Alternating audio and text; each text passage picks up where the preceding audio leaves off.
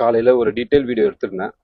அது எடிட் பண்ணி போடுறதுக்குள்ள எனக்கு டைம் ஆயிடுச்சு. இப்போ மார்க்கெட் 240 அரௌண்ட் இந்த டைம்ல நான் மார்க்கெட் செக் பண்ணும்போது ஆல்மோஸ்ட் நம்ம சொன்ன லெவல் டார்கெட் அச்சீவ் ஆயிடுச்சு.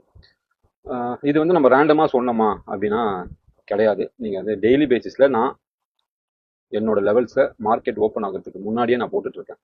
அந்த ஜோன்ஸ் எல்லாம் போய் பாருங்க. அந்த ஜோனுக்கு வந்த பிறகு பிரைஸோட ரியாக்ஷன் எப்படி இருக்குன்னு பாருங்க. அந்த ஜோன் அச்சீவ் ஆகுது அச்சீவ் ஆகல அது கூட நீங்க வந்து சஸ்பெக்ட் பண்ணிக்கோங்க. பட் அந்த ஜோன் கிட்ட வரும்போது மார்க்கெட்டோட ரியாக்ஷன் மட்டும் பாருங்க. அப்போ எவ்வளவு பவர்ஃபுல்லான ஒரு ஜோன்ஸை வந்து நான் சொல்றேன்.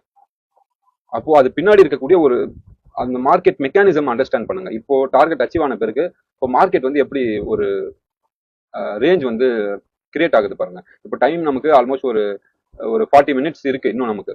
இந்த 40 மினிட்ஸ்மே நம்ம ஃபர்தரா மேல போனா இது வரைக்கும் போகும், அவ்வளவுதான்.